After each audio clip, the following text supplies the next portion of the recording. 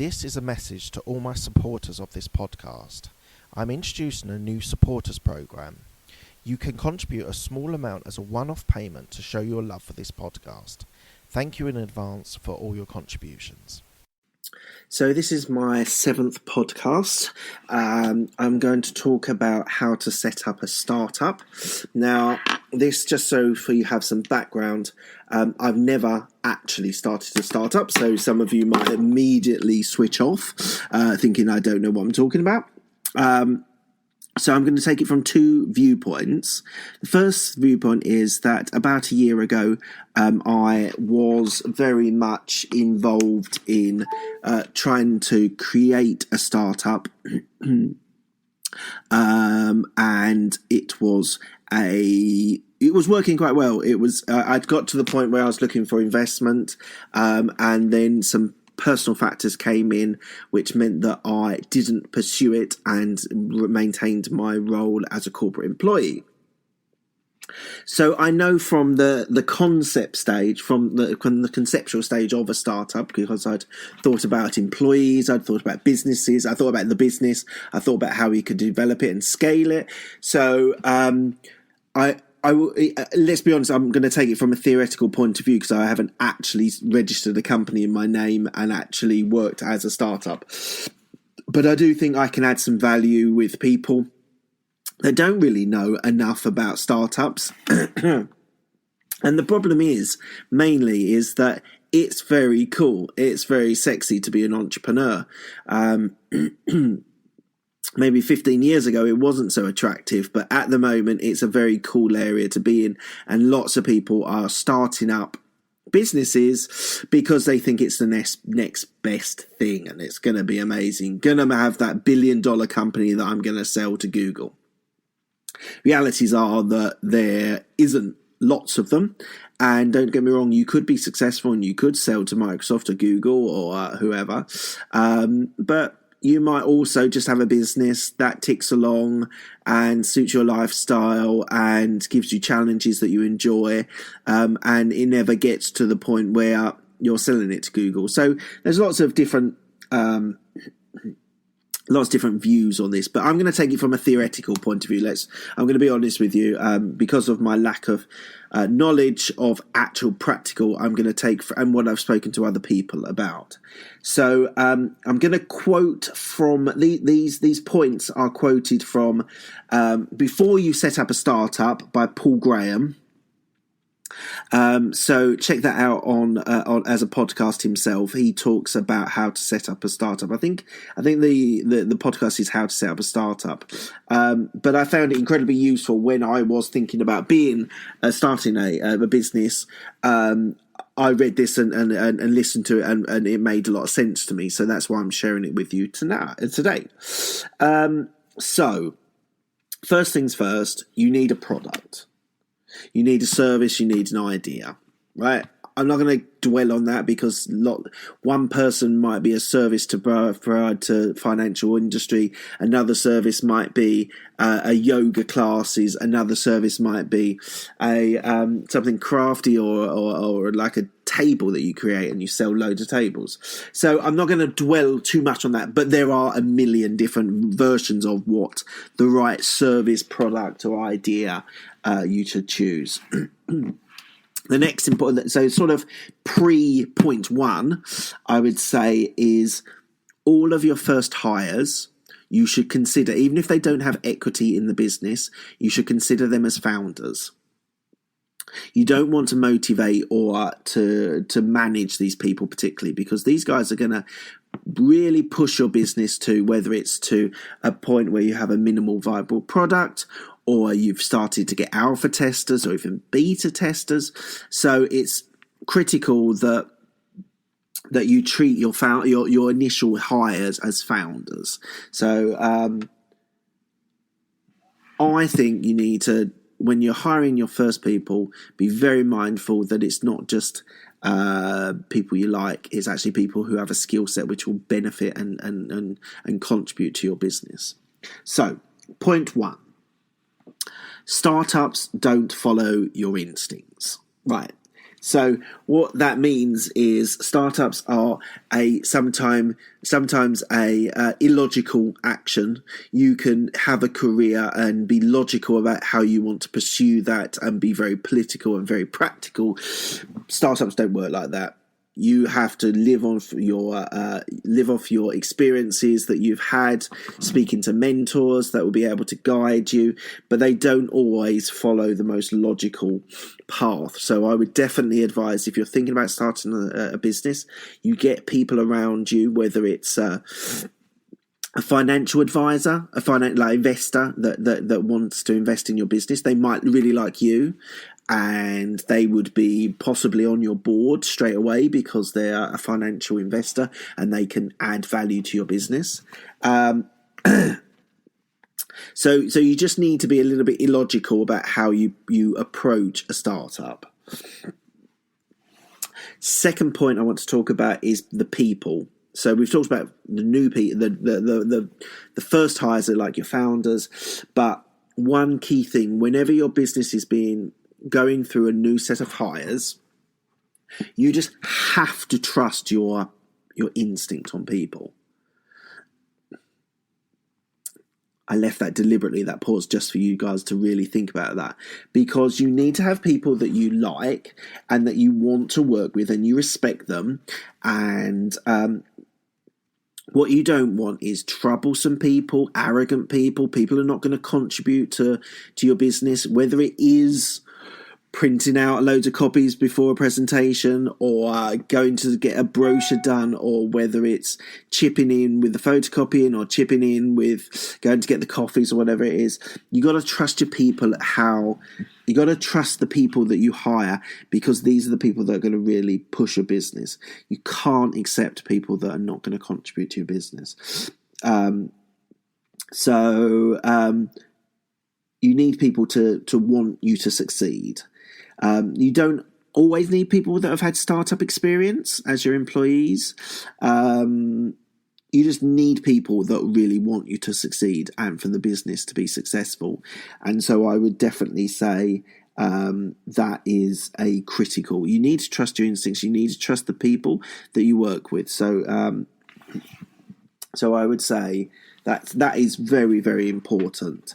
As a sort of case study, Mark Zuckerberg employed his friends, and it didn't always work out as well as he'd hoped, I think. So it's all very easy when you've come out of university, you want to start up a business and you've got a bunch of mates that all want to get involved in it. Hiring people is more about skills rather than your mates. But lots of people have done that in their lives, and I don't think even me telling you this and you hearing this won't necessarily stop you from thinking that your mate Bob can contribute so much because you're best mates to your business. You'll soon learn whether you need to reject him, not as a friend, but whether you need to reject him as a first set of employees. So the next thing is point 3 is you need to solve problems. You need to stop thinking about the political game that is played at corporation level, whether that is getting advocates or whether that's getting people in moderation or review stage that were going to vouch for you. Business and startups don't follow that system. And you're kind of taught that at university, how to play the system, and you followed through when you go into work, that you need to make sure you have the key people vouching for you, being an advocate for you. So and you don't want in your startup that sort of political level happening because there's too much to do. You don't want people positioning themselves, because what you actually want is you actually want to deliver a business for your alpha or beta testers, or for a minimal viable product. You need to deliver by X date, so your investor knows what they're getting. You don't want people playing political games and playing people off at each other. So I would definitely say games and tricks are definitely out when you're considering starting up a business. So point 4 is startups are all consuming. I'll leave a little pause there as well. I think it's important that you understand that startups are kind of like your children. They are all consuming. They are non-stop. They just keep sucking the life out of you. I've got 2 children, and I know how utterly demanding they are when I spend time with them. And how I understand that startups are exactly the same. So I would say to you that if you're not committed to this venture, then I would say do not just take it lightly and think, oh, you work it out as you go along. You need to be 100% committed to this venture. You might decide that you only want to do the venture for a year and see what happens in a year's time. That also could be a viable idea if you've got other commitments and you can only take a year out. But you've got to just understand that it might be late nights, it might be early mornings, it might be selling, it might be buying, it might be developing, it might be out on the streets handing out flyers, whatever it is. God, you're going to work hard to get this up and running and being successful. So please don't take any thought that this was going to be easy. Point 5, which is kind of linked to point 4, is even though I've just described to you that startups are all consuming, unless you've actually experienced it, I don't think you can actually tell anyone how demanding it is. So I'm not going to go in a great in-depth about how demanding it is because I've never actually done it. But I can tell you how all-consuming children are, and that is probably my closest example to that. So speak to people that have started businesses, whether they're serial entrepreneurs, whether they are investors, whether they are friends of the family that have run a business for 20 years, a family business.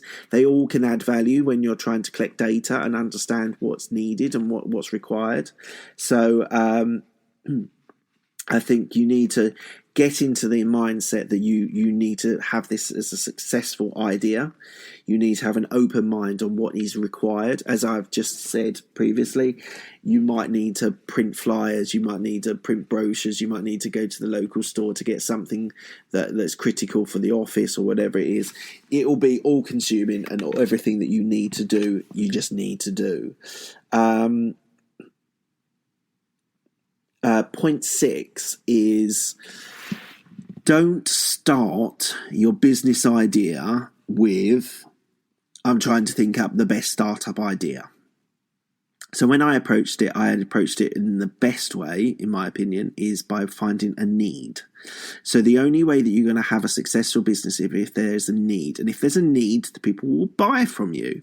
So you need to approach an industry, a sector, something that you know will always help to have a background in the knowledge side of it.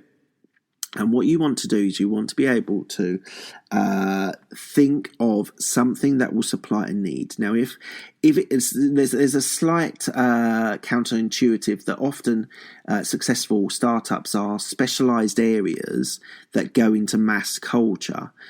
So Facebook was quite niche on social community and creating a community, but actually it was very scalable, and we could, I'm not sure what the numbers of how many billion are actually on, I think it's 2 billion, over 2 billion of people in the world. There's 7 billion in the planet, and 2 billion use Facebook or are registered on Facebook. So I would say that you're much better approaching it from the problem side, from the need side, rather than I've got this great idea. We can use artificial intelligence. We can use machine learning. We can use VR, AR because this is a great idea and we love the technology. No, that's not going to sell you very much. So that's definitely the wrong way to think about it. And just so you know, Yahoo, Google and Facebook all started as side projects. So something I've talked about is the 70-20-10 rule. So for me, 70% of my concentration is on my career. 20% of my time is based on Twitter mainly and social media. And 10% of my time is to do with my podcasts. So I would say that every 20 and 10 has the potential to be your 70. So it's worth investing a bit of time, whether it's like a hobby, whether you do it at night after work or you do it weekends, whatever is suitable for you. But some of the biggest companies that exist at the moment, i.e. Google and Facebook, Yahoo not so much, but Google and Facebook all started from a side hustle, another alternative way of spending their time doing something meaningful that doesn't include their main, which at the time was university or college, but it could be a career. So please don't think that just because you have a job you can't start up a business. I would suggest, unless you're just come out of university and you're living at home and you've got the whole garage thing that you can work on, a lot of people don't have that scenario. So they might have a job which they need to keep because they've got to pay for their rent or their mortgage, and so they need to keep their job. So the side projects are definitely worth investing some of your time in. You never know whether your 20 and 10 might turn into your 70. So they're my 6 points, but I just wanted to just take up on something that when you're thinking of these ideas and you're trying to work out your business, it's got to be something that you know a lot about. Now, whether that's that you've worked in the industry for 20 years and you're 40 or 50 and you know it inside and out, or whether it's something that you've studied and you've understood and you know that you can take that to the next level, you need to have a ground in that area. You're never going to be successful unless you've got a ground in the business before trying to start a startup. So if you're in software, don't try and set up a hotel. It just won't work. It just is not the way that you need to do things. So always, if you want to do something in hotels, then maybe take a year out of your job if you can afford to and work in a hotel. And working as a bellboy at the front service, taking people up, and maybe in the HR and whatever it is, to be able to understand the industry and the sector. So I would definitely say that hands-on experience and understanding the processes of whether it's a hotel or a piece of software, whatever it is, you need to be able to understand it inside and out. So don't think you can just jump from one to the other and it'll be fine. You've got to have a need or a problem that interests you. So you've done you've worked there for a year, but this has got to be something. This has got to be your passion. This has got to be something that you are going to work at 1 o'clock in the morning to deliver a presentation at 8 o'clock because you love your job. You love your business. You love your startup. You want it to succeed. You've just got to love what you're doing, and if whatever it is, the grind, the hustle, the pain, you need to love it to make it truly successful. And just on a sort of people side, you need people that you like and respect in your small startup. If you've only got, 10 people, 5 people, 3 people, you've got to have people that you enjoy working with. It's so important. You've got to turn up every day and enjoy spending time with them. You spend more time, even in a job, more time with your work colleagues than you do with your family. You've got to enjoy their company, or it'll just become a grind and will not be a positive experience for you. So I would say you've got to enjoy the people that you work with. So definitely hire sensibly, hire well. And just as sort of one last extra project idea for you to take forward if you're thinking of starting up a startup is you got to think about the future. So you've got to be able, when you're thinking about an industry and a need, you've got to then be able to portray it how it's going to look in a year or 2 years or 5 years' time. Maybe not 5 years, but if you're looking at a startup, you've got to understand where the industry sector is going in the next year. And whether your problem that's solving this need, you don't want a business that's going to solve a need today, because a lot of industries now, they're moving faster and faster, and therefore you don't have that luxury of being able to have a business and get it set up really quickly. You've got to think about the future, and you've got to think about what your industry sector is going to look like in that future. So that's just it's a general thing that I think if you're interested in an area of business, you would think about future trends, future thoughts, future ideas, whether that's from universities or thinkers or entrepreneurs. You need to be able to think about what your future industry is going to do. So that's where I'm going to stop now. That is how to start up a startup by theory rather than experience. And so the big caveat at the end, is you need to consult. You need to talk to people that start businesses, that have started businesses, that are investors, to be able to help you. So I won't witter on any more about that. So I will just finish with, please check me out on Twitter. I'm at MarkHayward169. Please do also look at my YouTube videos. So my YouTube videos are passed through into Twitter. And also please look out for my podcast on Libsyn and on iTunes and on Stitcher. So please keep your eye out for that. If you've got any questions, please do direct them to my Twitter page. That would be great. And I'll finish it there. Right. I am a corporate employee with an entrepreneurial mindset, and hopefully you've understood today what the entrepreneurial mindset is all about. So please take it forward, enjoy it, and hopefully you'll have some billion-dollar businesses. Thanks. To make sure millions of people are getting paid on time and in compliance, ADP is staying on top of each new piece of legislation. So when it comes down to it, ADP isn't just a payroll and HR company. We're the company that helps you navigate complexity. Learn more at adp.com.